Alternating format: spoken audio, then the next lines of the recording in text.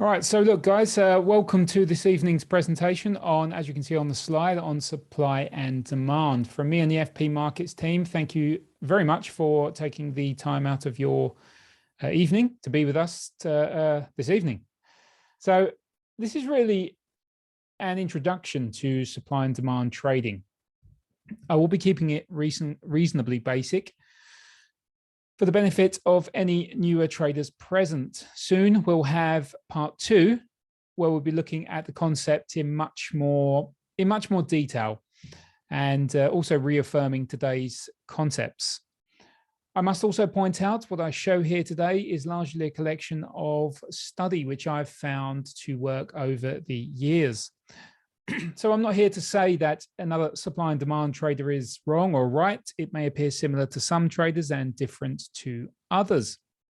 Before I continue, if you could be so kind and let me know if I'm coming across loud and clear and the welcome slide is visible, just please let me know in the chat box, just Y or N for yes or no.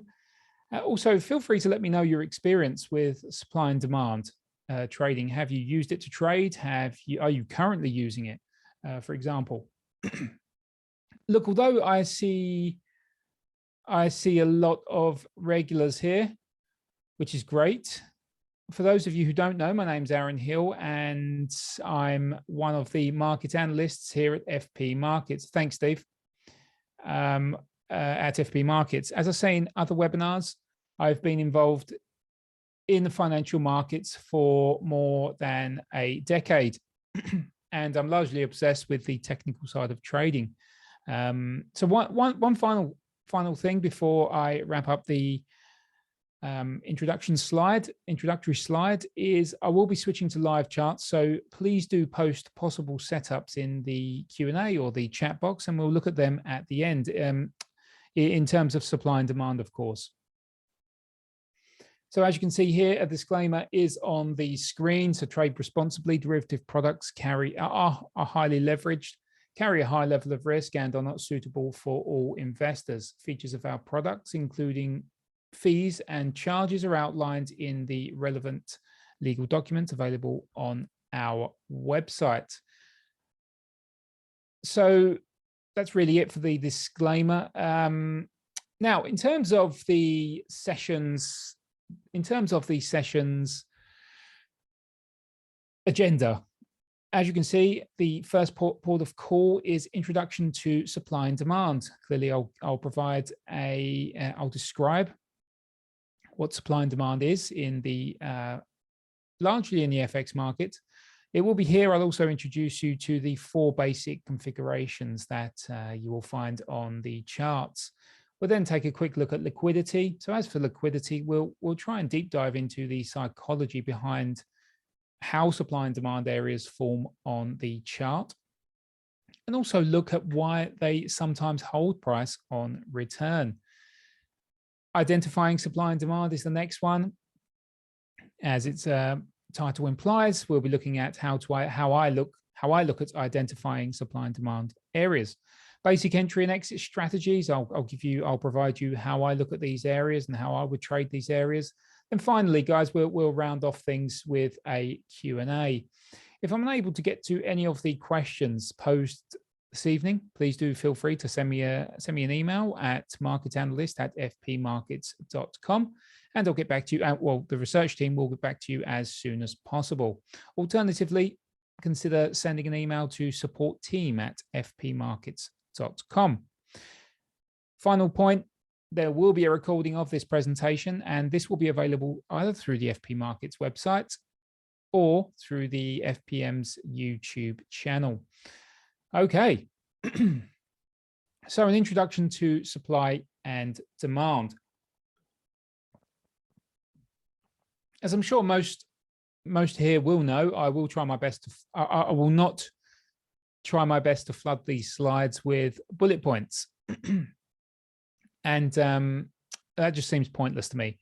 Anyway, so what is supply and demand? So first of all, supply and demand it's important to understand that the market is any place where buyers and sellers meet to exchange goods. and services. So think of it as buyers and sellers willingly making a transaction. I'm sure most of us already know this. Look, so the law of supply and demand is, shall we say, a theory highlighting that buyers and sellers meet to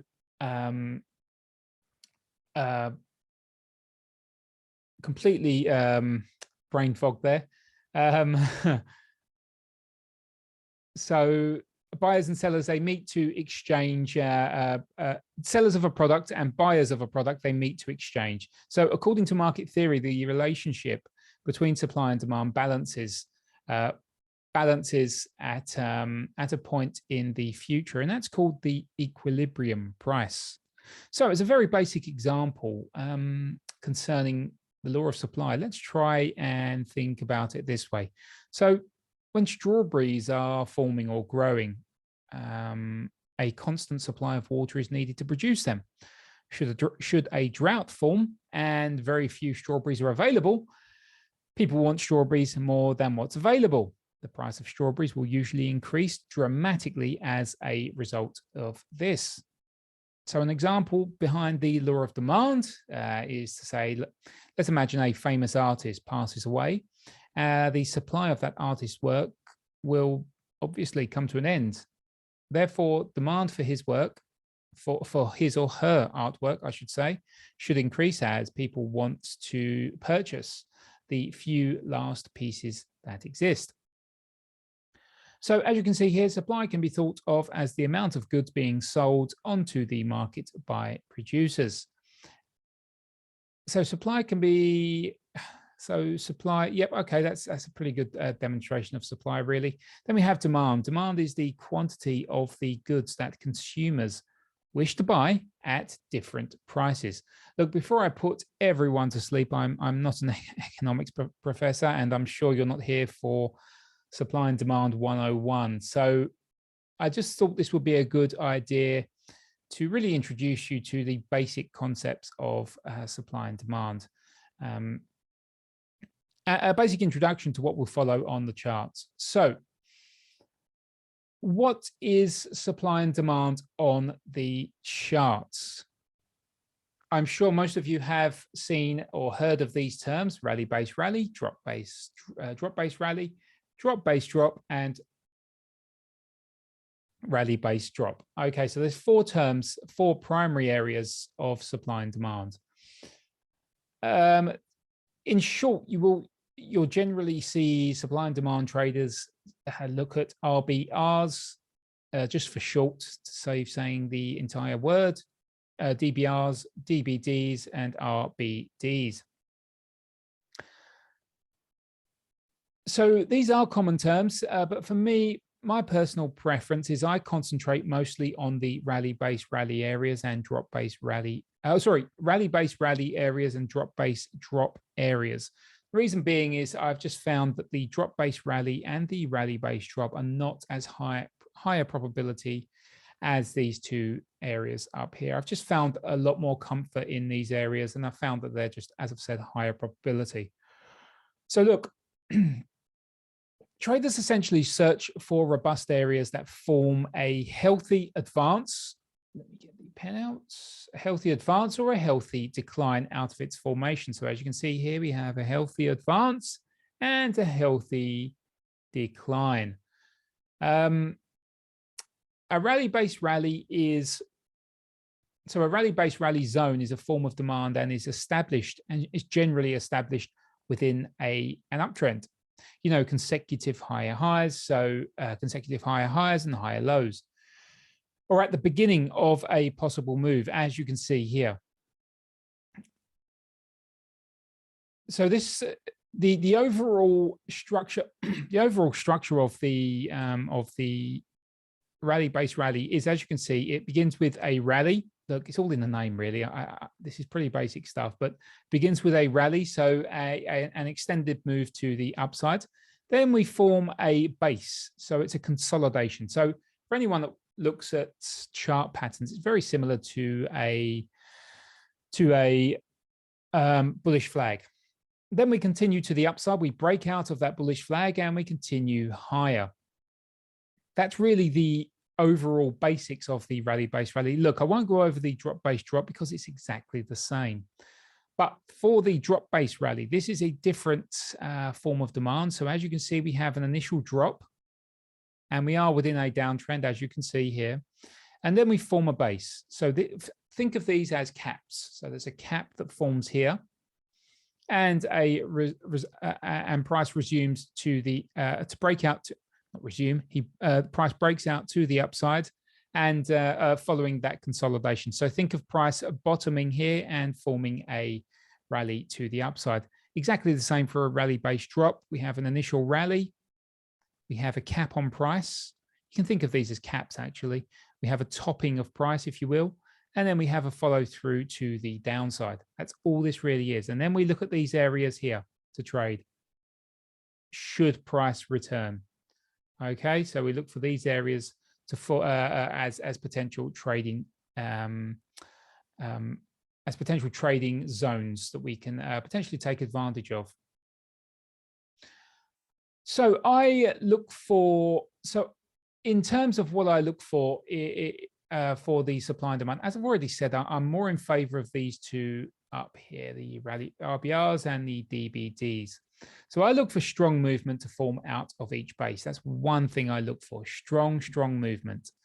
Ultimately, the RBRs and the DBD, so I'm only focusing on these two for now, but the RBR and the DBD should be within an uptrend for an RBR or a downtrend for a DBD.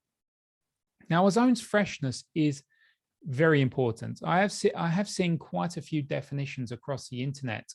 I will provide you with mine shortly. I won't go over it here, but I will provide you with it shortly. Now, its location. This is another one. Let me just check what the next slide is. I'm sorry about this. Just bear with me. No, that's not it. Okay, so the location. So we want our supply or demand, our rally-based rally or our drop-based drop to be in the right location.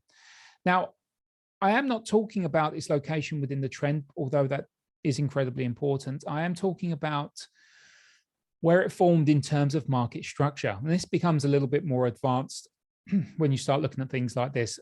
Did the zone break anything of note to the upside? So for instance, as a very basic example, this is a resistance area here, as you can see here. Did the breakout from the rally-based rally break anything of note to the left? And the same for the DBD. Did price break anything to the left upon breaking out to the downside from its consolidation zone? This is very important. How are the zones formed? I mean, the bases. So let me just remove these drawings. So how are these zones formed? Ideally, we do not want a zone that's formed like this, you know, one line here, one line down there, one line down there. We like a nice compact area of a nice compact base, really. So what I'm looking at here is a nice rally base rally. Yep, that's what I'm looking for. So we're looking for a nice compact. So just look, very similar to a bullish flag. For anyone that understands bullish flags, that's all we're looking for: a bullish flag and a bearish flag in that context. What was the approach like back to the zone is another key area. So how did price approach this zone on its return? Was it aggressive? Was it slow? Was there support formed prior to hitting this area? These are all important things that should be noted down. Another point is the difference, of course, is the difference between supply and demand and support and resistance. Although I guess you could say they are essentially the same things, I believe there is a small difference, and I will go over that shortly. One other feature I should have noted down, but it's not, is we can use supply and demand to analyze markets through a multi-time frame approach. You'll see this if you follow my daily market analysis. I use multiple time frames. I use the the weekly, the daily, the H4 and the H1 timeframes. And I'm looking at supply and demand all through those timeframes. Look, do not worry if you didn't get all of this, or you didn't understand any of this. It's fine, because we will go over this as we progress. So what is liquidity? This is something we need to understand as well. You know, I guess the more appropriate title for this section would have been the psychology behind supply and demand, or maybe even the order flow behind supply and demand. Again, I assume we all have our own take on how supply and demand areas form, and more importantly, why they sometimes bounce price action. So a common theory is that supply and demand form due to institutional movement. So the movement of the big commercial banks, central banks, and things like that. It's the collective movement of these big players. Liquidity. Now, liquidity, which is the ability of a security to be traded on demand. So the willingness of buyers and sellers. The willingness of buyers and sellers. Yeah, the willingness of buyers and sellers. So this is important to understand, as liquidity is generally tight within these zones that form the bases.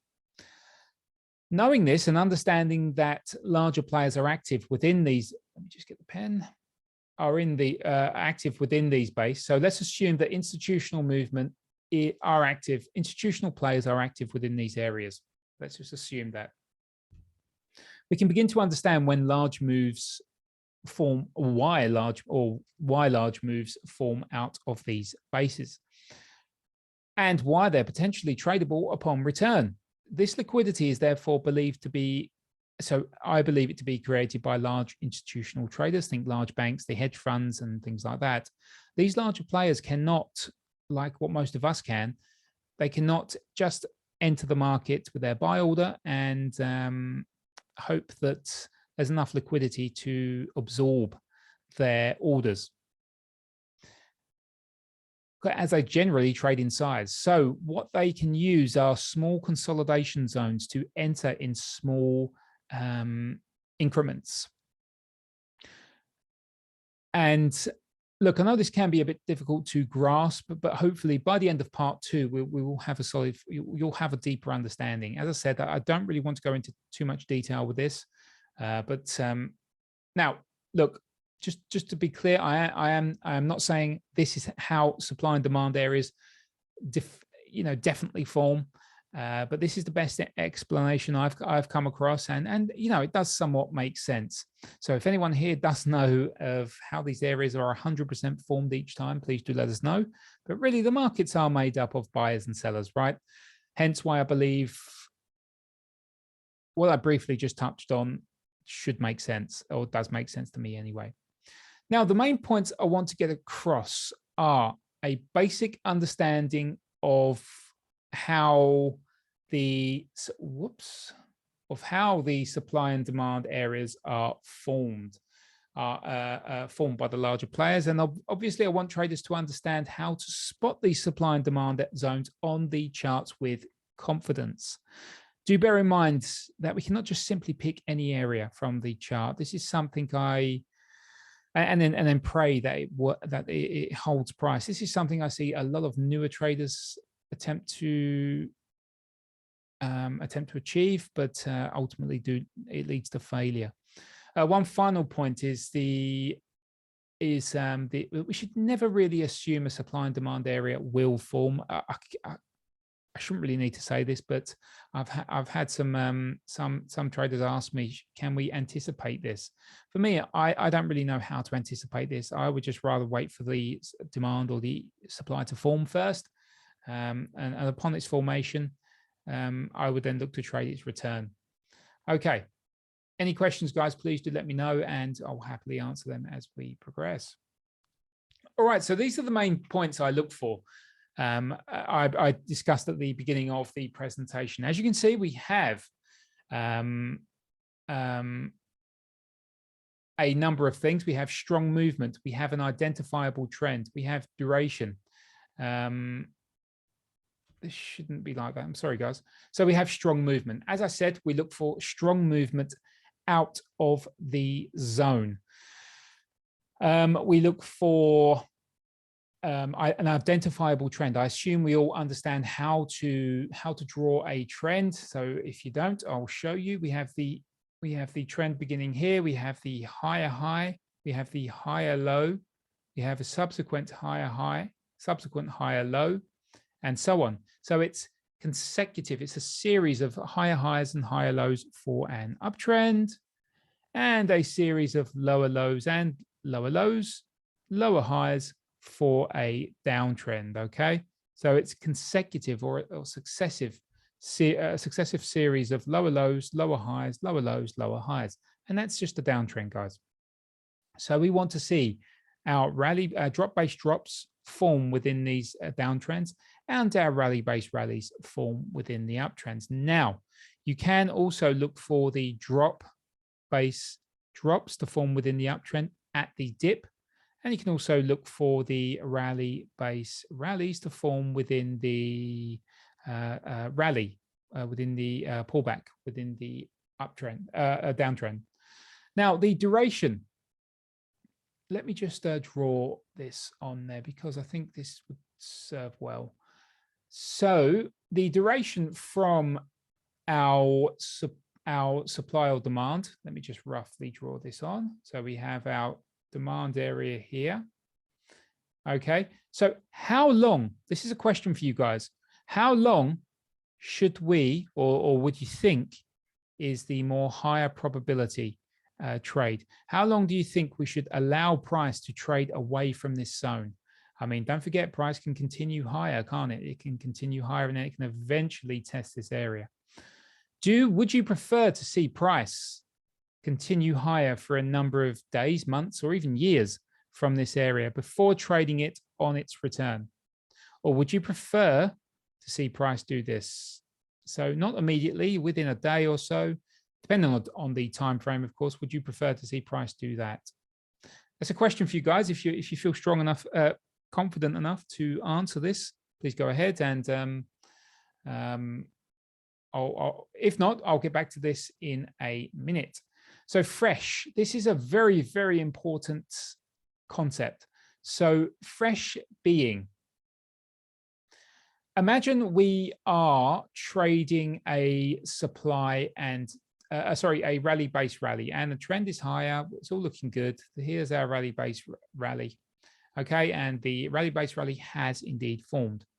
Now, if this is just my interpretation of things, guys, so do understand that if this rally-based rally formed on the basis of this resistance here, so we had a breakout of the resistance and we formed this rally-based rally on the retest of this resistance, so it's a support now. Would this be considered a fresh zone? For me, no, it will not. The reason being is I don't want these. I look at these as more decision points. So I don't really term these RBRs or DBDs or anything like that. I look at these as simply decision points in the market, because if you think about it, that's all it really is. It's a decision point. It's a point where a decision was made to move price. Simple as that. I don't see it as anything more technical than that. So if we agree on that theory, I would much prefer price. I would much prefer the rally-based rally to form under a resistance zone, and likewise a drop-based drop to form below, so above, excuse me, but above support. Now, in the case of this, the reason why I like this so much is because the force from this area here was enough to penetrate this resistance. So we know there's force behind this move. And with that, there should be unfilled buy orders left within this decision point here. So to answer this question here in terms of duration, the answer for me would be a no. So I would not want to see a long duration price trade away from the zone over many months or many weeks.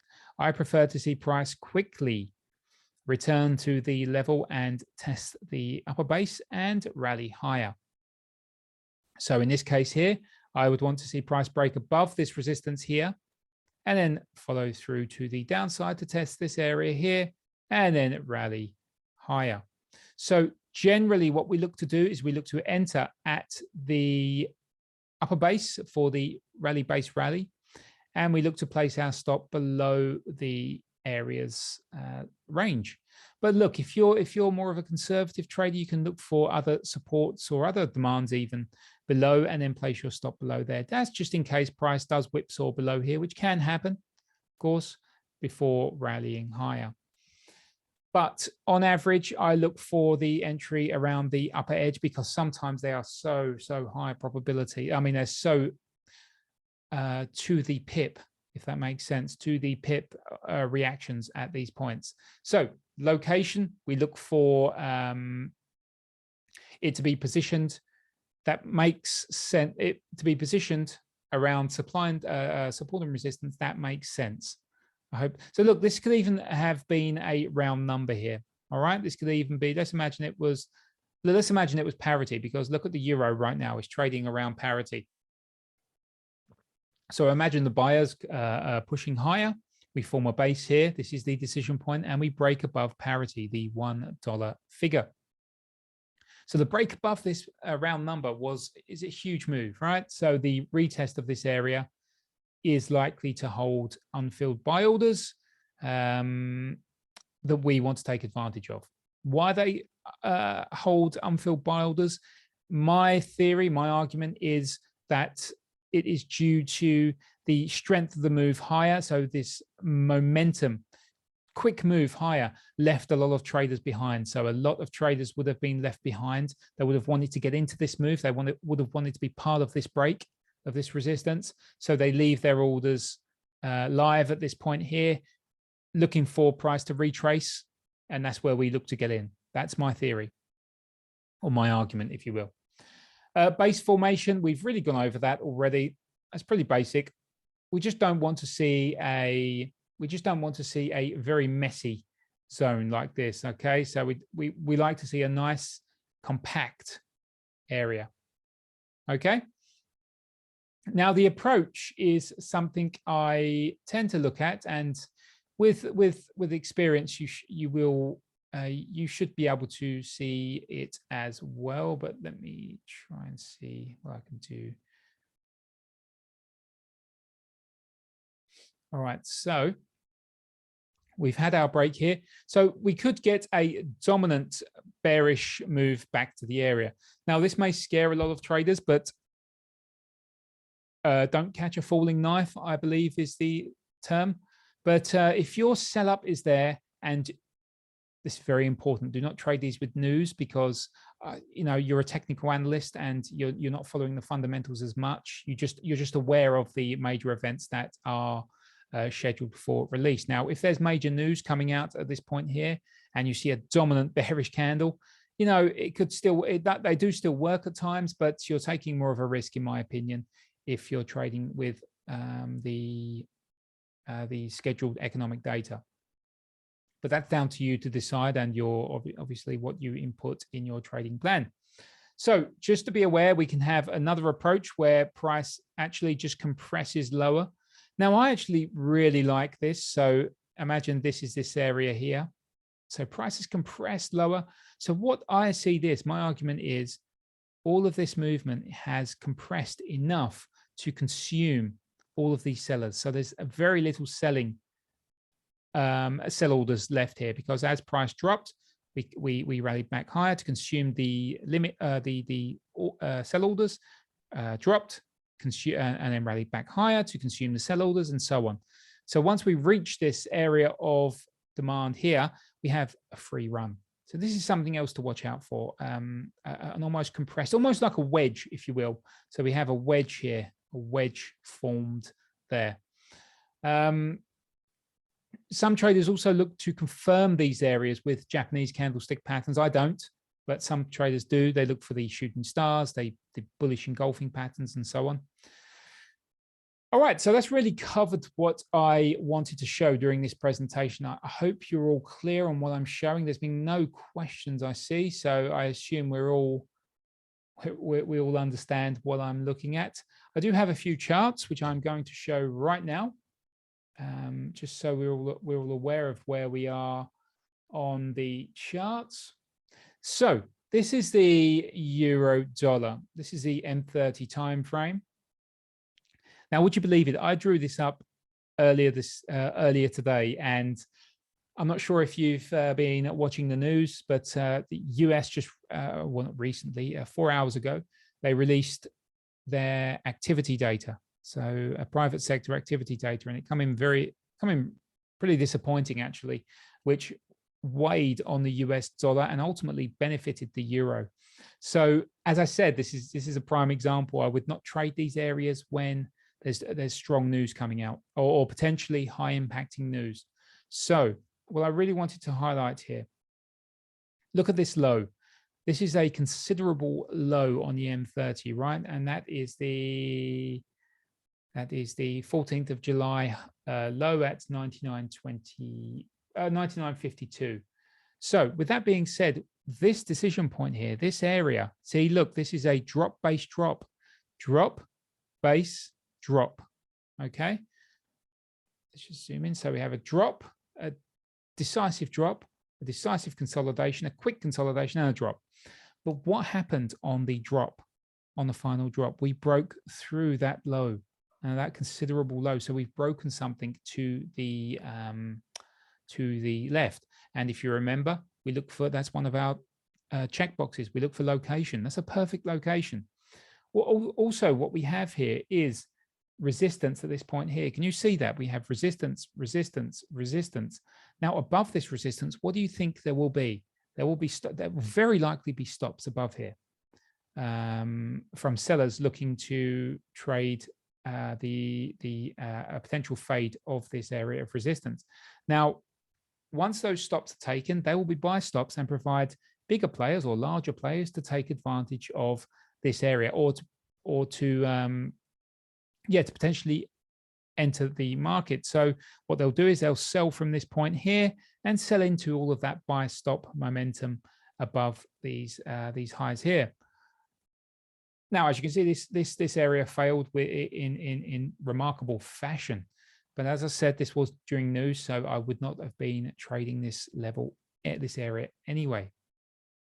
Guys, this is the perfect time to ask questions if you're unclear of anything, but please do let me know. And as you can see, we are also within a dominant downtrend. It's an identifiable trend. The duration away from the zone, as you can see, is short. It's not mild. It's not, it's not 2 weeks, 3 weeks away. I think it's only a day. It's a day. And on the M30, that's more than satisfactory. It's fresh. It didn't form on the basis of a reaction to to anything above, and it was not retested when it left the area as well.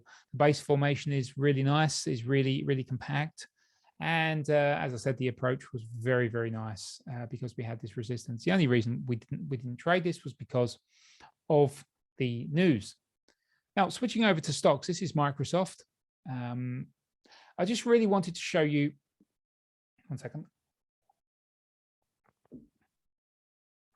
I just really wanted to show you this on the daily time frame for a US stock.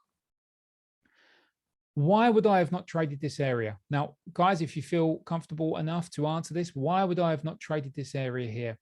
It has everything going for it. It's fresh. Good momentum out of the area that broke something pretty clean to the left. As I said, it's fresh. It's a clear base. We're in an identifiable uptrend. We have everything going for it, right? So what would be the reason I would not consider this an area to enter long from? I do see a question. I do see your question there, Franklin. I will get to your question shortly.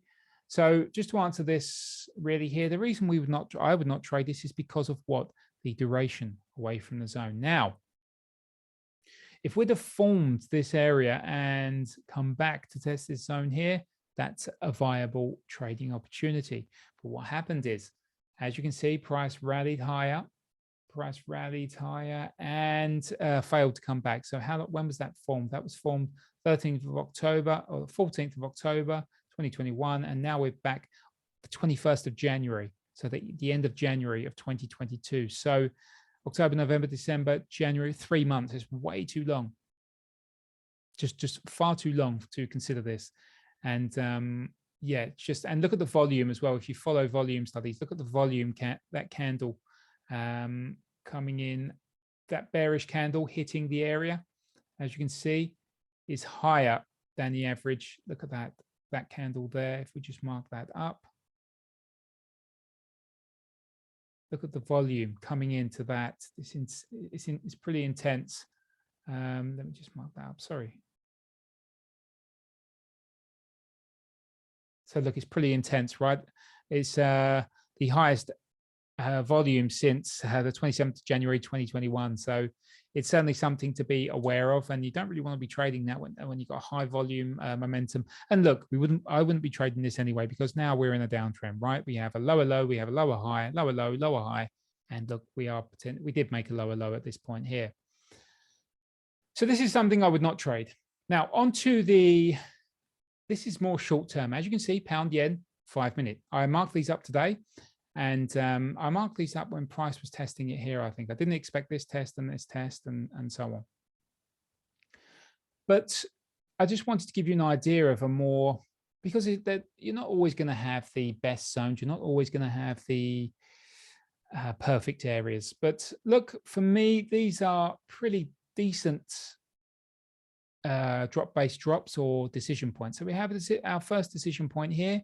The decision point forms to the downside, and we break this low, and we crack below this low, and we crack below this low here. So this area is very, very important. It's fresh as well. We're in a downtrend as well. It's an identifiable downtrend. The base is not great. I'm not too keen on this lower wick here, this lower shadow here. If that wasn't there, that would be very nice. Anyway, but what you could do is you could ignore that wick at that point, and you could have traded this. Look at that, to the point test. Let's leave that there for now. So what happened is, and look at the duration. All right, so the duration away from the zone was 20 minutes, and we're back at the area for our short position. And the location was just perfect because, as I said, it was just the base formed just above support at this point here. It wasn't formed on the basis of any resistance. It's fresh and it's ready to go. On to the other one here. Not so great. This isn't the best example, but it certainly is a reasonably valid zone. So we have an identifiable trend, as I've already pointed out. The duration away from the zone is pretty cool. An hour, maybe 2 hours away.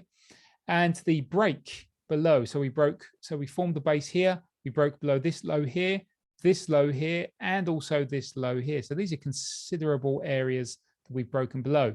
We've seen the force behind this area. So a retest of this area, as you can see, worked out very nicely indeed. And don't forget, guys, this is the pound yen. The volatility in this market is can be pretty intense at times. All right, so there was a question. Where would you create your zones on gold with the chart being so wicked? You mean the upper shadows and lower shadows? Do I have my gold chart up here? I do not. Just bear with me. I'll get the gold chart up right now, and we'll have a look. Gold. Do have a gold chart? There we go. So let's go on to the H1 time frame. So to answer your question, Franklin, I understand what you mean in terms of volatility, right?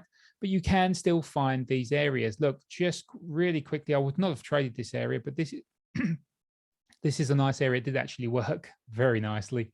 But this was an area, a decision point to break above this high here. And it's a very fresh area, right? So what's wrong with that? Nothing at all, in my opinion. We also have this area here, another one. This one here.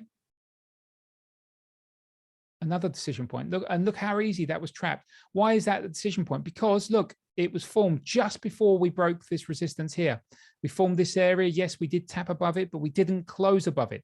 So what we did was we formed our base under this area, this high here, and then we broke above it. And what happened? Quick retrace and continue higher. I wouldn't have traded this one, but this one was very nice in my opinion. This was a very nice area. So I'm just trying to find some more. Look at this, a very nice, a very tight area here. Look, this was with the trend as well, with the trend, just an identifiable trend. But look, you can trade ones that do not check all of the boxes, if you will. But look, this is a nice cherry-picked example for you. Perfectly fresh area of supply here. Decision point, a drop base drop. We have the drop base drop, and then we continue. We break all of this support. Look at all this support, break lower. Look at that retest. You cannot get much better than that.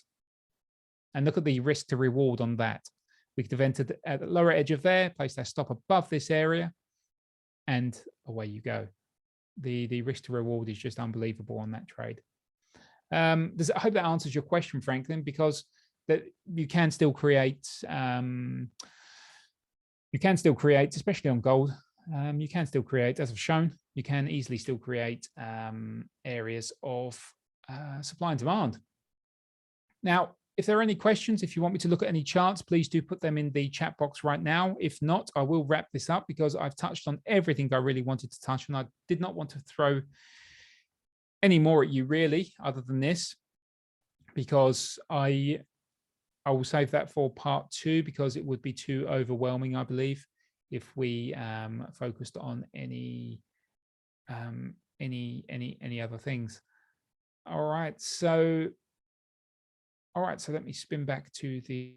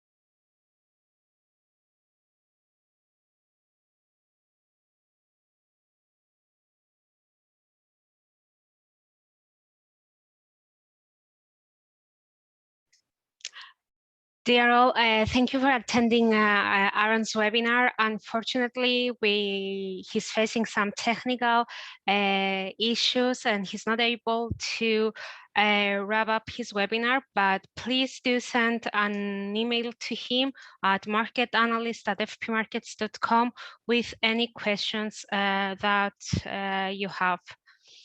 Thank you and have a nice evening and hope to see you soon again. Thank you.